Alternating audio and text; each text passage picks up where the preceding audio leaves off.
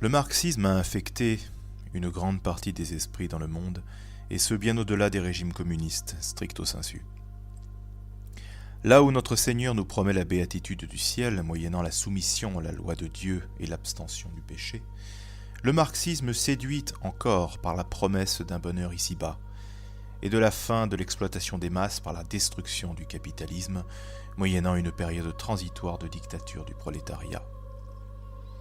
Alors l'État finalement démantelé laisserait place à un nouvel Éden communiste, où chacun travaillerait selon sa compétence, uni à tous les autres, au sein d'une fraternité universelle et perpétuelle.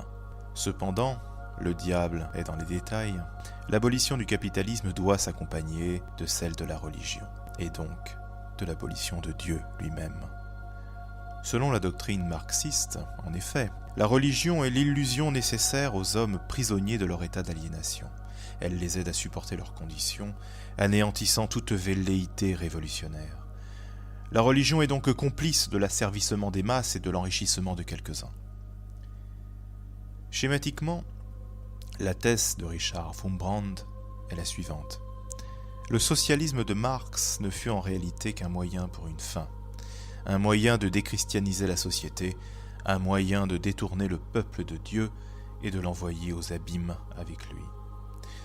Ce n'est donc pas parce qu'il était socialiste que Marx souhaitait écarter la religion, c'est au contraire par haine de Dieu que Marx est devenu socialiste, car le socialisme est le glaive par lequel Marx a tenté de mener sa guerre contre Dieu. Avant d'être socialiste, Marx, par sa haine de Dieu, était probablement devenu un initié de l'Église de Satan. Première partie de cet exposé, Marx et le Christ, de l'amour à la haine. Avant même de s'intéresser au socialisme, ce qui caractérise la vie de Marx est l'apostasie. De l'amour de Dieu, il passe à la haine de notre Seigneur. Comment est-ce possible ? Les fondements de cet amour manquaient probablement d'assises. En effet, le jeune Marx semblait manifester un rapport très intellectuel et littéraire à Dieu qui ne se concrétisait pas dans sa vie quotidienne, laquelle fut de tout temps non conforme aux principes chrétiens. Un rapport intellectuel et littéraire à Dieu. À sa sortie du lycée, le certificat de Marx porte sous la rubrique « Instruction religieuse » cette appréciation. Sa connaissance de la foi et de la morale chrétienne est lucide et bien fondée. Il possède également, dans une certaine mesure, l'histoire de l'Église. Bonne connaissance de la foi et de la morale chrétienne, mais aussi de l'histoire de l'Église, le rapport intellectuel de Marx à Dieu était indubitablement fort. Ce rapport à Dieu prenait aussi une forme littéraire. Ainsi, la première œuvre de Marx qui nous soit parvenue s'intitule « L'union fidèle au Christ ». On y trouve notamment deux idées. Petit a, que la fraternité entre les hommes résulte de l'amour du Christ. Ainsi, Marx écrit « Par l'amour dont nous aimons le Christ, nous orientons en même temps nos cœurs vers nos frères qui nous sont intimement liés et pour lesquels il s'est donné lui-même en sacrifice. » Petit b, deuxième idée de Marx à l'époque, c'est l'idée que l'union au Christ est source de toute plénitude pour l'homme. Marx écrit ainsi « L'union au Christ est capable de procurer l'exaltation intérieure, le réconfort dans la douleur, une confiance paisible et un cœur susceptible d'aimer humainement tout ce qui est noble et grand, non par désir d'ambition ou de gloire, mais par amour du Christ. » Cela étant, les correspondances de Marx avec son père laissent entrevoir, alors même qu'il semble vouer à notre Seigneur un amour ardent, une vie non conforme aux principes chrétiens. Marx, issu d'une famille aisée, dépense beaucoup de la fortune familiale dans de vains plaisirs, et cela occasionne de fréquentes disputes avec ses parents. Il aime le luxe autant que l'oisiveté, et cela ne fera que se confirmer au cours de son existence. Rolf Bauer, auteur d'un ouvrage intitulé « Génie et richesse », nous décrit la vie extravagante de Marx sous le rapport des finances. Il était étudiant à Berlin, et ce dernier déjà recevait royalement de son père 700 thalers par an comme argent de poche. Il faut bien comprendre qu'à l'époque, 5% seulement de la population avait un revenu annuel supérieur à 300 thalers. Marx recevait donc plus du double à titre de pure rente familiale. Au cours de sa vie, Marx recevra également de Engels l'équivalent de 6 millions de francs français. Voilà qui est pour le moins ironique lorsqu'on sait que Marx se fit le pourfendeur de la bourgeoisie et du grand capital. Par ailleurs, il ressort que cet homme n'a cessé de convoiter des héritages avec d'autant plus d'avidité que malgré ses confortables rentes, ses dépenses somptuaires lui causaient des problèmes de dettes à régler. Par exemple, l'un des oncles de sa femme étant à l'agonie, Marx écrivit à son ami Engels la chose suivante. « Si le chien meurt, cela me tirera bien d'embarras. » À quoi Engels répondit « Je me félicite pour vous de la maladie de l'obstacle à l'héritage, et j'espère que l'événement fatal ne va pas tarder à se produire. » Enfin, l'oncle, dit le chien, finit par trépasser. Marx écrivit alors la chose suivante, le 8 mars 1855. « Une excellente nouvelle. Hier, on nous a annoncé la mort à 90 ans du vieil oncle de ma femme. Cette dernière va toucher 100 livres sterling environ, et même davantage, à moins que le vieux chien n'ait laissé une part de son argent à la dame qui tenait son ménage. » Marx finit par être fâché avec sa propre mère. Il n'en perdit pas pour autant le sens de ses droits à la succession. En décembre 1863, il écrivit en effet à Engels « Voici 2 heures, un télégramme m'annonçait que ma mère vient de mourir. Il fallait que le destin enlève encore un membre de ma famille. J'avais moi-même déjà un pied dans la tombe, mais dans les circonstances présentes, ma santé est plus utile que celle de la vieille femme. Je dois aller à Trèves au sujet de l'héritage. » Toujours est-il qu'à l'époque de ses études supérieures, le regard que porte Marx sur notre Seigneur a déjà bien changé. S'il reconnaît toujours sa souveraineté, celle-ci ne lui inspire à présent que haine et désir de vengeance. Lui-même écrit dans un de ses poèmes « Je veux me venger de celui qui règne au-dessus de nous ».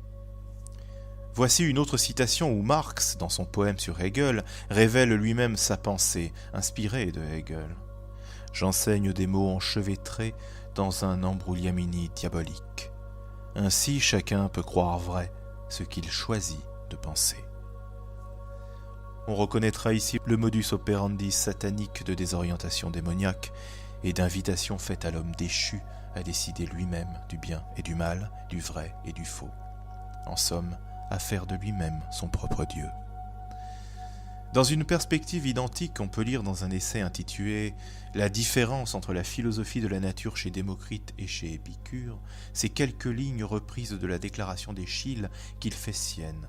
« Je nourris de la haine pour tous les dieux. » À ceci près que Marx précise qu'il est contre tous les dieux sur terre et dans le ciel qui ne reconnaissent pas comme déité suprême la conscience de l'homme. On notera que l'esprit de Vatican II n'est pas si éloigné de cette approche. La doctrine des francs-maçons, encore moins. Nous sommes en plein libéralisme. Par ailleurs, son poème « Invocation d'un désespéré » se présente comme suit. « Ainsi un Dieu m'a arraché mon tout, dans les malédictions et dans les coups du sort. Tous ces mondes se sont évanouis sans espoir de retour. Et il ne me reste plus désormais que la vengeance. Je veux me bâtir un trône dans les hauteurs. Son sommet sera glacial et gigantesque. Il aura pour rempart la terreur de la superstition, pour maréchal la plus sombre douleur. Quiconque porte vers ce trône un regard saint le détournera, pâle et muet comme la mort, tombé entre les griffes d'une mortalité aveugle et frissonnante. Puisse son bonheur creuser sa tombe. » Comment ne pas rapprocher cette phrase « Je veux me bâtir un trône dans les hauteurs » de celle de Satan dans Ésaïe 14:13 « J'escaladerai les cieux, plus haut que les étoiles de Dieu, j'érigerai mon trône. » Alors qu'en est-il? Comment interpréter ces récits, simple provocation d'un jeune homme en colère, pure esthétique littéraire, ou bien plus que cela? Bien plus grave encore. Bien plus grave, nous dit Wurmbrand, qui croit déceler dans les écrits de Marx des éléments laissant entrevoir une véritable et sincère révolte contre Dieu. On peut noter tout d'abord qu'Henri Marx, père de Karl, avait pu montrer une inquiétude à cet égard. Werner Blumberg, dans son livre Portrait de Marx, cite une lettre de ce père à son fils. Elle est datée du 2 mars 1837. Son père semble exprimer sa crainte d'une influence démoniaque sur son jeune fils, jusque-là bon chrétien. Ainsi, il écrit « Ton avancement, l'espoir de voir un jour ton nom hautement réputé et ton bien-être en ce monde ne sont pas les seuls désirs de mon cœur. Ce sont là, il est vrai, des rêves longtemps caressés. Je puis cependant t'assurer que leur réalisation ne m'aurait pas rendu heureux. Mais si ton cœur demeure pur, s'il bat avec humanité et si nul démon ne réussit à le priver de ses sentiments les plus nobles, alors seulement je serai parfaitement heureux. » Le marxiste Franz Mehring écrit pour sa part dans son livre intitulé « Karl Marx » « Bien que le père de Karl Marx soit mort peu de jours après les 20 ans de son fils, il paraît avoir décelé avec une secrète appréhension la présence du démon en ce fils préféré. Henri Marx ne prévoyait pas, comment l'aurait-il pu, que le riche bagage de culture bourgeoise dont il avait doté son enfant comme d'un héritage de prix ne servirait qu'à ouvrir une nouvelle carrière au démon dont il avait une crainte profonde. Les craintes d'Henri Marx ont en quelque sorte été confirmées par son fils. En effet, dans une correspondance avec son père du 10 novembre 1837, le jeune Marx écrit à présent « Le rideau est tombé, mon saint des saints s'est déchiré, et il a fallu installer de nouveaux dieux. » Qui sont les nouveaux dieux installés à sa place? Il ne s'agit certainement pas de la Sainte Trinité. Or, qui n'est pas avec notre Seigneur est de toute façon contre lui. Dans le poème La Vierge pâle, Marx avoue « Ainsi j'ai perdu le ciel, je le sais très bien.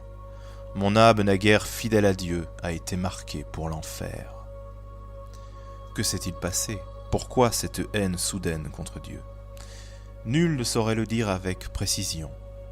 Pour l'auteur, cependant, l'un des facteurs déterminants fut que le jeune Marx nourrissait des ambitions d'artiste. Mais ses poèmes et autres drames ne connurent aucun succès. Obligé de renoncer à la poésie, il en voulut à Dieu lui-même et finit par entrer pour la gloire de Satan dans une carrière révolutionnaire contre une société qui n'avait pas su apprécier ses œuvres et dont il souhaitait à présent la destruction. Un militant de la Révolution de 1848, le lieutenant Tchekhov, qui passait beaucoup de temps à boire avec Marx, disait de ce dernier que son ambition personnelle avait fait disparaître en lui jusqu'au dernier vestige de bien. Giuseppe Mazzini, quant à lui, qui était journaliste, politicien et figure de proue du mouvement révolutionnaire d'unification italienne, qui connaissait bien Marx, déclarait « Marx a l'esprit destructeur et son cœur déborde plus de haine que d'amour pour les hommes. » Cela étant posé, précisons dès à présent que selon Wurmbrand, Marx ne fit pas que se rebeller contre Dieu avec une haine farouche. Il fut probablement initié très officiellement au sein de l'Église de Satan. 2. Marx, initié à l'Église de Satan. L'auteur propose de raisonner par un faisceau d'indices recueillis à travers les écrits de Marx. Schématiquement, ces indices sont dans cet ouvrage au nombre de 9. Premier indice, l'évocation par Marx d'une épée que lui aurait vendue le prince des ténèbres. Dans son poème Le Ménestrel, Marx écrit en effet « Les vapeurs infernales me montent au cerveau et le remplissent jusqu'à ce que je devienne fou et que mon cœur soit complètement changé. Regarde cette épée, le prince des ténèbres me l'a vendue. » Or, nous dit Wurmbrand, dans les rites d'initiation supérieure du culte satanique, le candidat reçoit une épée enchantée qui lui assurera le succès. Il l'achète au prix d'un pacte, signé du sang pris à son poignet. selon lequel son âme après sa mort appartiendra à Satan. Avait-il vendu son âme à Satan via un pacte de sang ? Eh bien, il est permis de se poser la question. Deuxième indice, fourni par l'auteur, l'histoire de Hans Röckel, fréquemment contée par Marx à ses enfants. Sa fille, Eleanor, dans un livre intitulé The More and the General, Remembrances about Marx and Engels, raconte que lorsqu'elles étaient enfants, elle et ses sœurs, leur père, Karl Marx, se plaisait tout particulièrement à leur raconter l'histoire de Hans Röckel. Le récit, écrit-elle, durait des mois, car c'était une histoire très longue qui n'en finissait plus. Hans Röckel était un sorcier, il avait un magasin de jouets et beaucoup de dettes. Malgré sa qualité de sorcier, sa caisse était toujours vide. Aussi fut-il contraint de vendre au diable, pièce par pièce, toutes ces jolies choses qui lui appartenaient. Plusieurs de ses aventures étaient terrifiantes et nous faisaient dresser les cheveux sur la tête. Robert Payne, dans son ouvrage intitulé Marx, permet de compléter encore le propos d'Eleanor et insiste sur le fait que Röckel, le magicien, était certes très malheureux, mais finissait toujours par consentir à céder ses jouets, cherchant jusqu'au dernier moment à les retenir. Cependant, il avait consenti à un pacte avec le diable. Il avait signé de son sang. Il n'y avait aucun moyen d'y échapper. Payne prend la peine de préciser que selon lui, ces histoires étaient probablement autobiographiques. Marx, nous dit Payne, avait, je cite, « la vision du monde propre à Satan. Il en avait aussi la malignité. D'ailleurs, il semble bien parfois être conscient de faire l'œuvre du mal. » Troisième indice, le livre de Marx intitulé Oulanem, anagramme d'Emmanuel, Dieu est avec nous, nom biblique de Jésus-Christ, notre Seigneur. Oulanem est le nom d'une pièce poétique écrite par Karl Marx en 1839, alors qu'il était encore étudiant. L'action prend place dans une ville de montagne en Italie. Oulanem est le nom du personnage principal, un voyageur allemand. C'est là une pièce qui fait problème. Wurmbrandt nous rappelle que les rituels sataniques, et en particulier la messe noire, font usage très spécifiquement des inversions et autres anagrammes efficaces en magie noire. Ainsi, par exemple, un des rites de l'église de Satan est la messe noire, célébrée à minuit par un prêtre apostat. Les cierges sont placés sur les chandeliers la tête en bas. Le prêtre est revêtu des ornements doublures à l'extérieur. Il dit tout ce qui est prescrit dans le livre de prière, mais à rebours, et en commençant par la fin. Les saints noms de Dieu, de Jésus et de Marie sont lus à l'envers. Une hostie consacrée volée dans une église reçoit l'inscription Satan et sert à une communion sacrilège. Au cours de cette messe noire, une Bible est consumée par le feu. Tous les assistants jurent de commettre les 7 péchés capitaux énumérés dans le catéchisme catholique. La cérémonie se termine par une orgie générale. Quatrième indice, toujours dans la même veine, l'usage courant des inversions par Marx. Les inversions sont tellement ancrées dans la pensée de Marx qu'il en fait usage partout. Au livre de Proudhon, Philosophie de la misère, il répond par un autre qu'il intitule « La misère de la philosophie ». Il nous faut employer, dit-il, au lieu de l'arme de la critique des armes. Ce ne sont là que quelques exemples. Cinquième indice, les liens directs de Marx avec les milieux théosophiques. L'enfant préféré de Marx était Eleanor. Avec le consentement de son père, Eleanor épousa Edward Aveling, un grand nom dans la théosophie. Edward Aveling faisait des conférences sur des sujets comme la perversité de Dieu. Dans ces conférences, Edward Aveling essayait également de démontrer que Dieu est favorable à la polygamie et encourage le vol. Il soutenait enfin le droit au blasphème. Wurmbrandt reproduit un poème théosophique afin de bien illustrer le caractère satanique de ce mouvement dont le gendre préféré de Marx était un des grands noms. Voici le poème. Vers toi, mes vers effrénés et audacieux monteront, ô Satan, roi du banquet. Foin de tes aspersions, ô prêtre, et de tes psalmodies, car jamais, ô prêtre, Satan ne se tiendra derrière toi. Ton souffle, ô Satan, inspire mes vers, quand du tréfonds de moi-même je défie les dieux. Abba, pontife, roi, Abba, roi inhumain. Tiens est l'éclair qui fait trembler les esprits. Ô âme qui erre loin de la voie droite, Satan est miséricordieux, voix Héloïse. Telle la trombe qui étend ses ailes, il passe au peuple Satan le grand. Salut, grand défenseur de la raison. Vers toi monteront l'encens sacré et les vœux.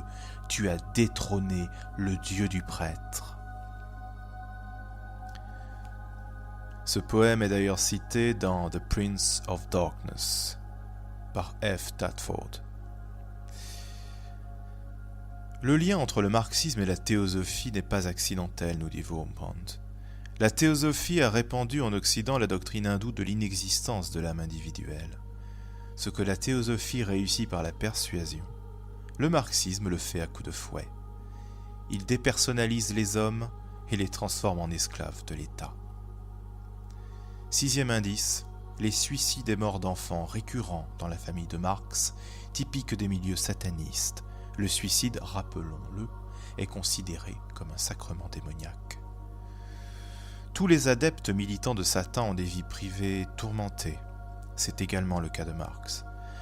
Arnold Kunzli, dans son livre Karl Marx, A Psychodrame, raconte sa vie, cette vie qui mena au suicide 2 de ses filles et un gendre. Par ailleurs, 3 enfants moururent de malnutrition. Sa fille Laura, épouse du socialiste Lafargue, dut aussi conduire au cimetière 3 de ses propres enfants, après quoi elle se suicida avec son mari. La fille préférée de Marx, Éléanore, décida avec son époux d'en faire autant, de se suicider. Elle parvint à se donner la mort, mais à la dernière minute, son mari, lui, renonça au projet.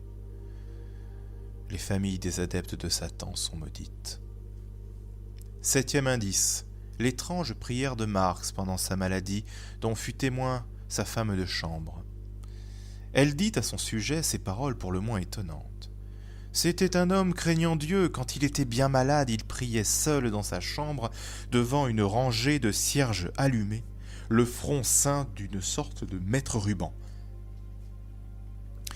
Ce maître ruban fait penser au phylactère, talisman porté par les juifs orthodoxes pour la prière du matin. Or, baptisé dans la religion chrétienne, Marx n'avait jamais pratiqué le judaïsme a priori. Devenu ennemi acharné de Dieu, il avait écrit des livres contre la religion et élevé tous ses enfants dans l'athéisme. Quel était donc ce rite que la servante, dans son ignorance, prenait pour une prière à Dieu ? Quand les Juifs prient phylactère au front, ils n'ont jamais une rangée de cierges devant eux. S'agirait-il d'une pratique magique, se demande Wurmbrand. 8e indice, une lettre écrite à Marx par son fils Edgar le 31 mars 1854 commence par ces mots « Mon cher diable ». Voilà une étrange façon de s'adresser à son père. 9e indice, l'aspect hirsute de Marx avec ses cheveux et sa barbe est une anomalie pour l'époque. Les hommes de son temps portaient en général la barbe, mais pas comme la sienne, ni les cheveux aussi longs. L'allure de Marx serait en réalité typique des adeptes de Johanna Southcott, prêtresse d'une secte qui prétendait être en relation avec le démon Shiloh. Marx serait donc tout d'abord entré en rébellion contre Dieu au point de haïr de tout son cœur notre Seigneur, avant d'être initié au sein de l'Église de Satan. Mais alors, au-delà de cette rébellion, y avait-il un objectif que Karl Marx s'était fixé ? Wurmbrand répond par la positive. 3. Le but de Marx, le sataniste, emporter avec lui l'humanité dans l'abîme. L'ouvrage de Karl Marx Ulanem révèle son véritable programme. Lisons quelques passages. De plus en plus hardiment je joue la danse de la mort, et ils sont aussi Ulanem, Ulanem. Ce nom résonne comme la mort, puis se prolonge jusqu'à s'éteindre misérablement. Arrêté, je le tiens, il s'élève maintenant de mon esprit, clair comme l'air, aussi consistant que mes propres os. Mais j'ai le pouvoir avec mes bras de vous écraser, de vous broyer, avec la force d'un ouragan, tandis que pour nous deux l'abîme s'ouvre béant dans les ténèbres. Vous allez y sombrer jusqu'au fond, Je vous y suivrai en riant, vous susurrant à l'oreille « Descendez, venez avec moi, mon ami ». Ce texte renvoie à Apocalypse 23, où il est dit que Satan sera enchaîné par un ange et précipité dans l'abîme. Abyssos en grec. Marx, secoué d'un rire mauvais, suit donc ce qui l'a conduit à l'incroyance et à la rébellion contre Dieu. Il souhaite précipiter l'humanité dans l'abîme. Karl Marx d'ailleurs aimait ce mot de Méphistophélès dans Faust. Dans l'existence, tout mérite la destruction. Il le cita même dans le poème Le 18 Brumaire. Dans le même registre, on peut encore lire dans Oulanem « Perdu, perdu, mon heure est venue. L'horloge du temps s'est arrêtée. La maison pygmée s'est effondrée. Bientôt j'embrasserai sur mon sein l'éternité. Bientôt je proférerai sur l'humanité d'horribles malédictions. S'il y a quelque chose de capable de détruire, je m'y jetterai à corps perdu, quitte à mener le monde à la ruine. Oui, ce monde qui fait écran entre moi et l'abîme, je le fracasserai en 1000 morceaux à force de malédictions. J'étreindrai dans mes bras sa réalité brutale. Dans mes embrassements, il mourra sans un mot et s'effondrera dans un néant total, liquidé, sans existence. Oui, la vie, ce sera vraiment cela. Dans Oulanem, Marx fait exactement comme le diable. En toute connaissance de cause, il livre à la damnation toute l'espèce humaine. Von Braun fait remarquer à cet égard qu'Oulanem est sans doute le seul drame au monde où tous les acteurs soient pleinement conscients de leur propre corruption, qu'ils ne craignent d'ailleurs pas d'étaler et dont ils font état avec conviction. Tous les personnages sont des suppôts de Satan, corrompus, damnés. À ce stade, un constat doit être posé. À l'époque où il écrit cela, Karl Marx, génie précoce, n'a pas 20 ans. Il a déjà fait le programme de sa vie. Pas un mot sur le service et l'émancipation de l'humanité enchaînée, le prolétariat ou le socialisme en général. Non. Ce qu'il veut, c'est bien mener le monde à sa perte. Il veut se bâtir un trône qui aura pour rempart le frisson des hommes. Marx n'était donc pas animé, comme on l'a dit, d'une soif d'aider l'humanité, ce qui l'aurait amené en Bonaté à considérer comme par corollaire et dans cette seule perspective que la religion devait être écartée. Marx était un sataniste qui souhaitait emporter l'humanité dans l'abîme en arrachant la foi du cœur des hommes, en les poussant à une vie de rébellion contre Dieu. Dans cette perspective, le socialisme et sa fausse vocation d'apporter aux masses l'Éden ici-bas n'ont été que l'instrument séduisant de son projet démoniaque. Marx ne détestait pas la religion parce qu'elle faisait obstacle au bonheur des hommes. Il souhaitait au contraire rendre l'humanité malheureuse pour le temps et pour l'éternité. C'était là son idéal. Son véritable objectif était la destruction de la religion. Il s'agissait d'interdire par cela le salut aux hommes. Le socialisme, le souci du prolétariat, l'humanisme ne furent qu'autant de prétextes fallacieux. Selon von Braun, cet idéal qui consiste à souhaiter emporter l'humanité dans l'abîme est celui des degrés supérieurs de l'Église de Satan. Cet idéal, Marx tentera de l'accomplir par le socialisme. Il n'est guère surprenant dès lors de pouvoir constater que le socialisme fut bien théorisé par des satanistes. 4e point, le socialisme théorisé par des satanistes. Marx apostat et devenu sataniste rencontre alors Moses Hess, l'homme qui jouera dans sa vie le rôle le plus important, celui qui lui fera d'ailleurs embrasser l'idée socialiste. Étonnamment, ou pas, ce n'est pas exactement le socialisme et la libération de l'humanité qu'évoque Hess lorsqu'il décrit l'action de Marx. Lisons-le plutôt. Dr Marx, mon idole, qui donnera le coup de pied fatal à la religion et à la politique du Moyen-Âge. Notons que la politique du Moyen-Âge était imprégnée de catholicisme. Et conduisait le plus grand nombre d'âmes à la béatitude en réalisant la chrétienté. C'était la société catholique, conforme à la loi de Dieu par excellence. Détruire l'idée de Dieu, le respect pour Dieu, l'obéissance à Dieu, briser toute société conforme à la loi de Dieu, comme l'était la société du Moyen-Âge avec sa politique. Voilà le but final, dont le socialisme ne fut que le moyen. Un autre ami de Marx à cette époque, George Young, écrivit quant à lui de façon encore plus claire « Marx va sûrement chasser Dieu de son ciel et il fera lui-même son procès. Il prétend que la religion chrétienne est l'une des plus immorales. » Deuxième constat à ce stade, Marx et ses amis penseurs du socialisme n'étaient en rien des athées, comme on veut parfois nous le faire croire.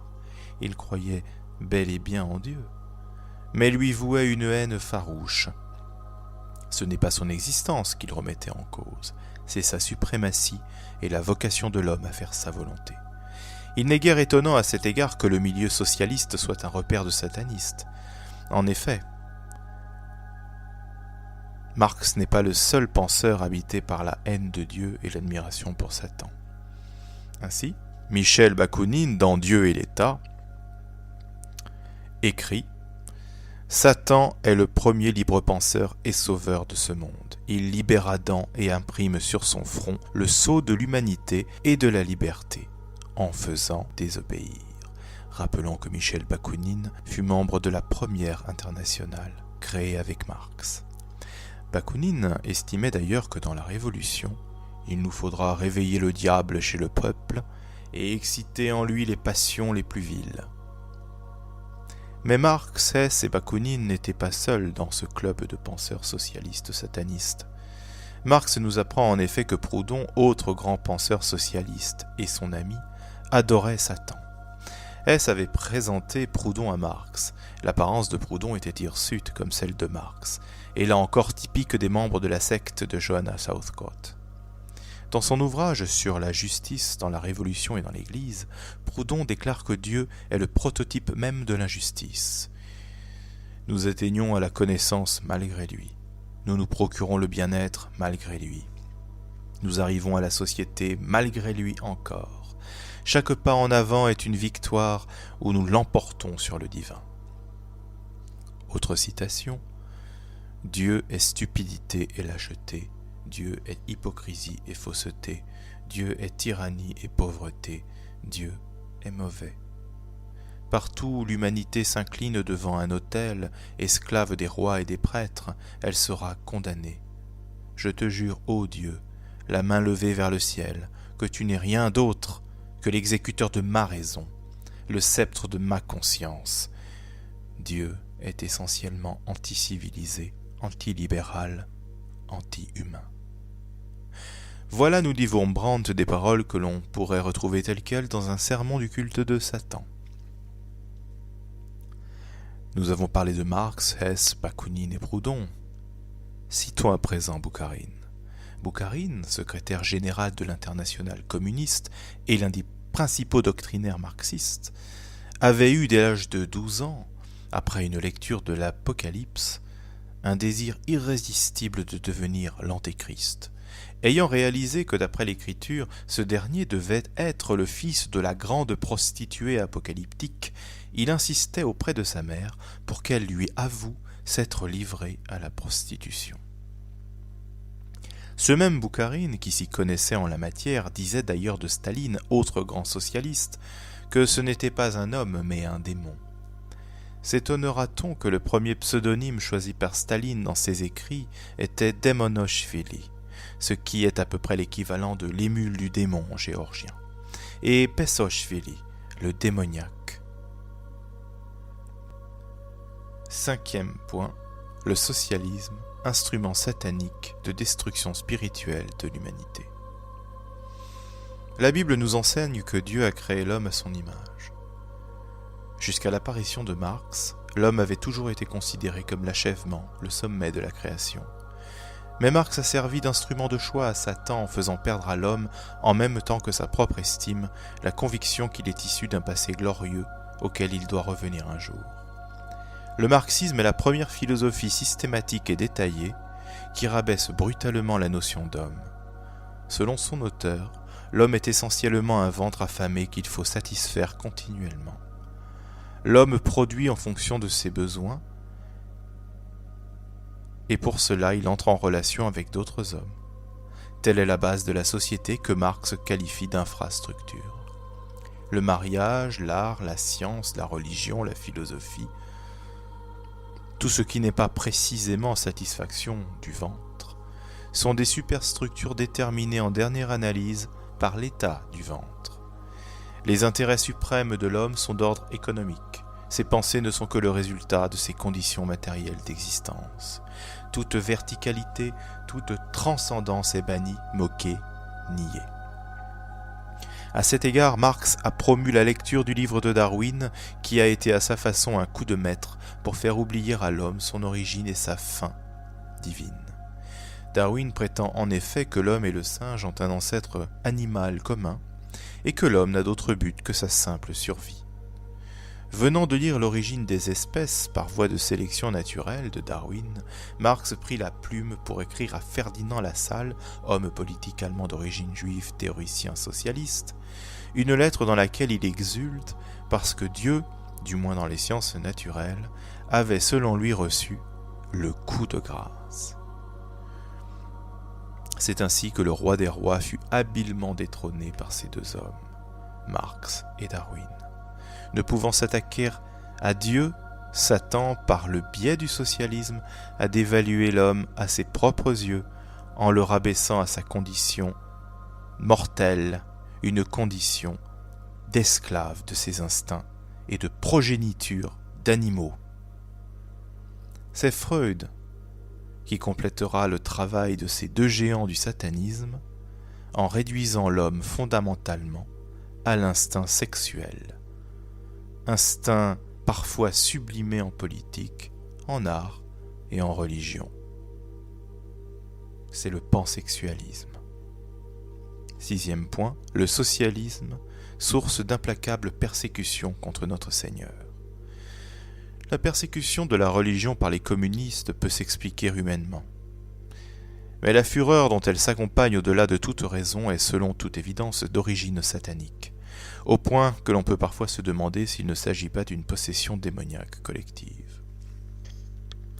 Solzhenitsyn, dans l'archipel du Goulag, raconte que Yagoda, ministre des Affaires intérieures en Union soviétique, avait comme occupation favorite de tirer sur des images de Jésus et des saints. Encore un rite satanique pratiqué dans les hauts degrés de la hiérarchie communiste. Comment explique-t-on que les hommes représentant le prolétariat aient pris pour cible l'image de Jésus, un ouvrier, ou celle de la Vierge Marie, une femme du peuple? Des pentecôtistes relatent un cas survenu en Russie au cours de la Seconde Guerre mondiale. Un de leurs prédicateurs avait exorcisé un démon. Ce dernier, avant de quitter le possédé, menaça de se venger. Or, le prédicateur pentecôtiste en question fut fusillé pour sa foi. L'officier qui l'exécuta dit auparavant « Et maintenant nous voilà quittes ». Des agents du communisme seraient donc parfois possédés du démon et serviraient alors d'instruments de vengeance sur les chrétiens. Des prêtres ont été forcés par des marxistes à dire la messe sur des excréments et de l'urine dans des prisons roumaines de Pitești.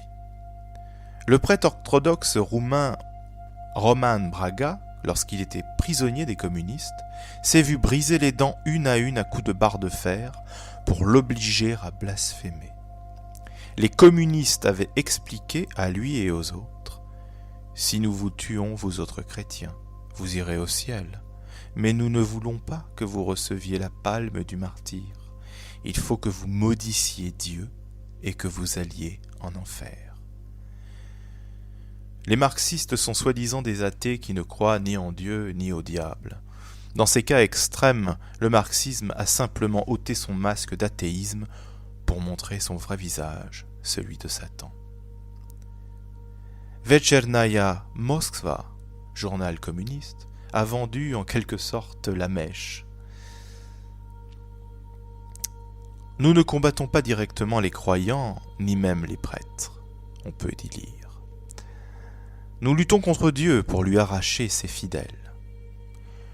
Le journal soviétique Sovietskaya Molodioï du 14 février 1976 raconte comment, sous le régime du tsar, les communistes russes entraient dans les églises pour se moquer de Dieu. Voici leur Notre Père blasphématoire et satanique. Notre Père qui est à Pétersbourg, que votre nom soit maudit, que votre règne s'effondre, que votre volonté ne soit pas accomplie, pas même en enfer. Donnez-nous notre pain que vous nous avez volé, et payez nos dettes, comme nous avons payé les vôtres jusqu'à maintenant. Et ne nous induisez plus en tentation, mais délivrez-nous du mal, la police de Plève. Premier ministre du tsar. Et anéantissez son maudit gouvernement. Mais comme vous êtes faibles et pauvres en esprit, en pouvoir et en autorité, que c'en soit fini de vous pour l'éternité. Amen.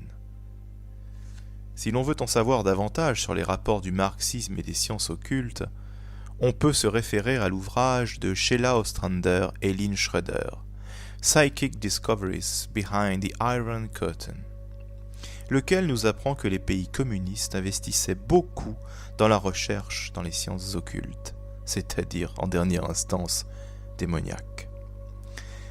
Les pays de l'Est communiste étaient en effet beaucoup plus avancés que ceux de l'Occident dans la recherche relative aux forces occultes manœuvrées par Satan.